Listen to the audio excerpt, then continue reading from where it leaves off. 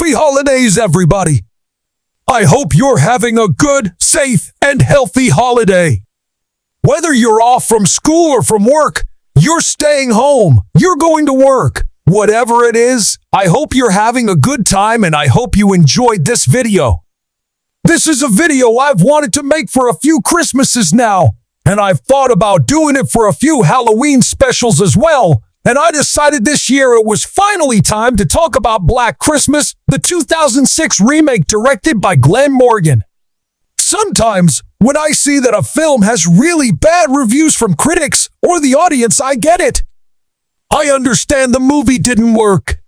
It wasn't very good, maybe it was truly awful.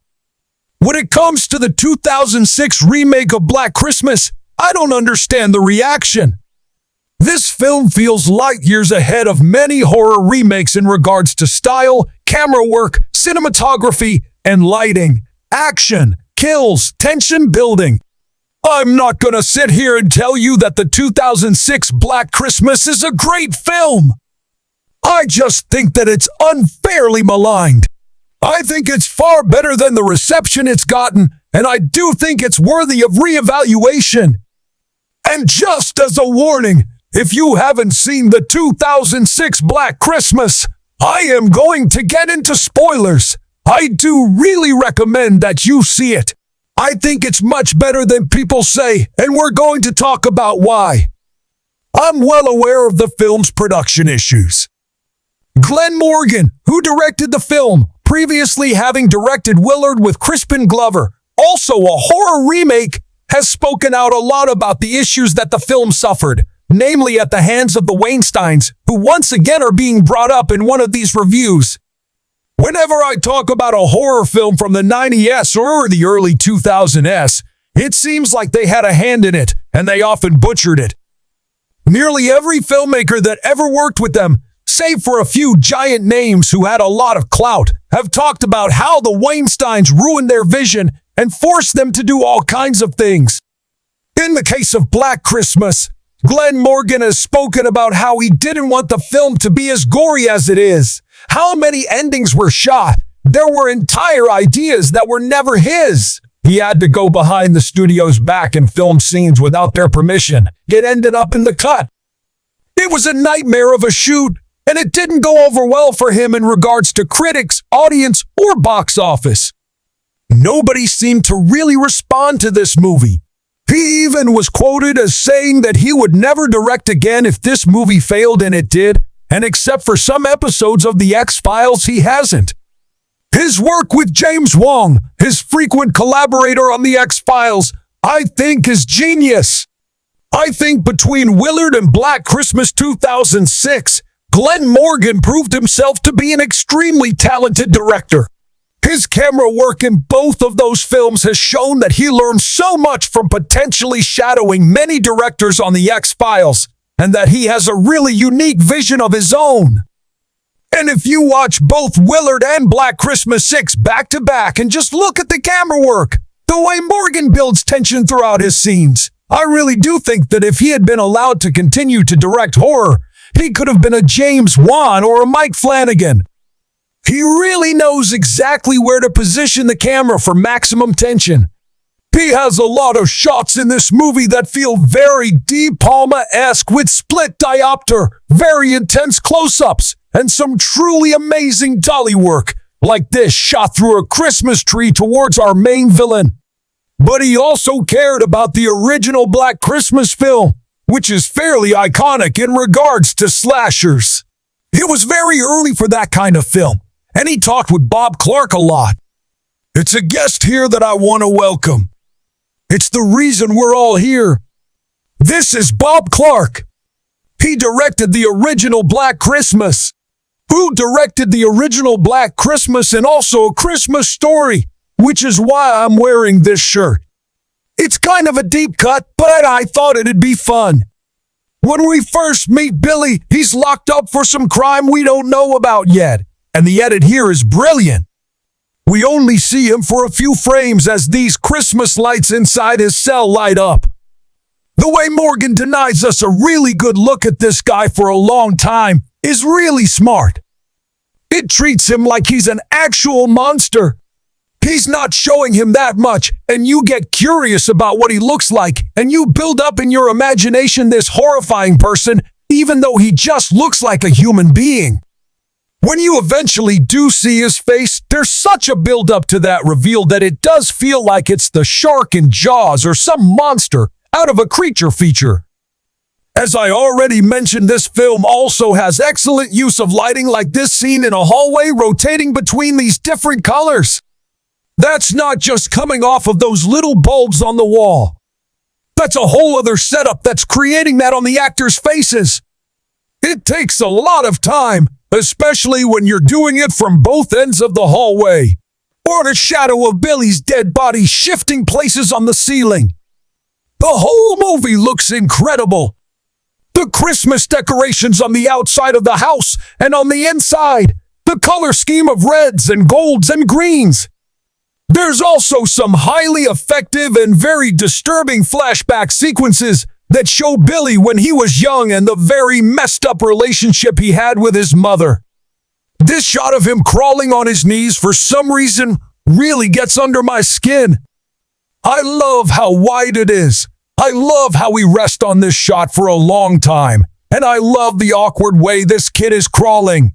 Everything about this kid's home life is weird, and speaking of home, Billy's mother is portrayed by Karen Noble, who was also in what is perhaps the best and most graphic X-Files episode called Home, as the mother kept underneath the bed. If you've seen that episode, you know exactly what I'm talking about. And I can only guess, but if Glenn Morgan has said that he didn't want the film to be as gory as it was, it's possible that he didn't love the idea of Billy making his Christmas cookies in a way that Hannibal Lecter would very much have approved of. But even if he didn't love that idea, I do. I think it's great. I love it. I love him just sitting there eating those cookies, drinking milk when the cops show up. That's a fantastic scene. And there is actually a lot of mythology built up around Billy, which didn't happen as much in the original Black Christmas. And I think if you're like a purist of that film and you don't like any changes, then you really will not like the 2019 version. But this version does change things, but I think it changes them in a way that enhances the story for this film, especially that it takes place entirely on one night and almost exclusively in this sorority house. And so it feels very claustrophobic, and there's tons of tension because of that. Even the flashbacks take place in this same house, even though it's many years prior, but it all feels like you're still there and you're in this moment. It feels very cozy for that reason. There are also terrific stunts in this film and very good action directing. There's a stunt where someone is falling through the wall and it looks 100 real, and it doesn't break away from it. Morgan is also very good at cutting to very intense close-ups of action and movement. He treats all of those moments as if they're special and worthy of their own shot. I also liked how the film doesn't really let you know who the protagonist is. It felt very much like Alien in that regard, whereas you're watching Alien, it's everybody. You don't really know who you're not really sure who our lead is. Now that might be a little disconcerting for an audience because you don't quite know if you're rooting for someone above the others, but that's part of the fun, I think. And once Katie Cassidy's character becomes the protagonist near the end of the film, you can start to look back on the movie and her choices and the things that she wanted to do and understand that the film was kind of secretly getting you on her side. Which leads to a really good set piece where she's trapped in the walls and Agnes is below her and Billy is above her. I've never seen a scene like that where people are converging inside of a wall. Where the tension deflates a bit is in this cut to a hospital. We've been in this house for the whole movie, and the hospital does feel very tacked on. And this is where you can start to feel that Dimension Films Weinstein presence saying like, do this and do that. And I don't care about your vision, just do this. I don't like speculating, and I don't like paraphrasing, and I don't like putting words into filmmakers' mouths. And I certainly will do my best not to do that. But I can assume that since there are multiple alternate endings on the DV, that there were a lot of changes and a lot of attempts to appease test screenings over and over again, and it was probably a nightmare of an experience for Glenn Morgan. The reason I think the film works as well as it does is because of him. I think he has an incredible eye behind the camera, and I wish that he directed a ton more horror films since.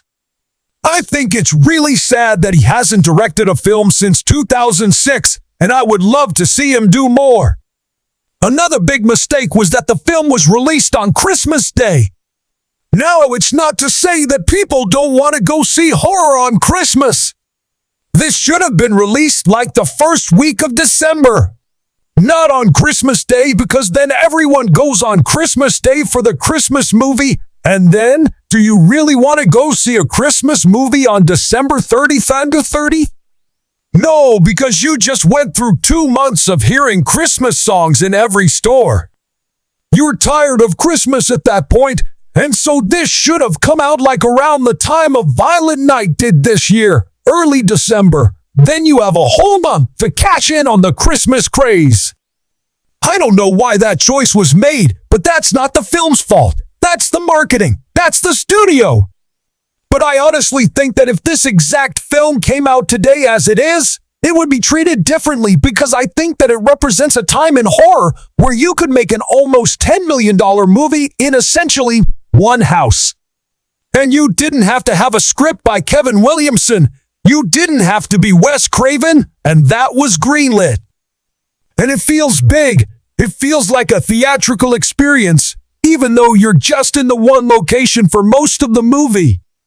Look forward to more videos very soon, and if you like this, you can click right here and get Stuckmanized.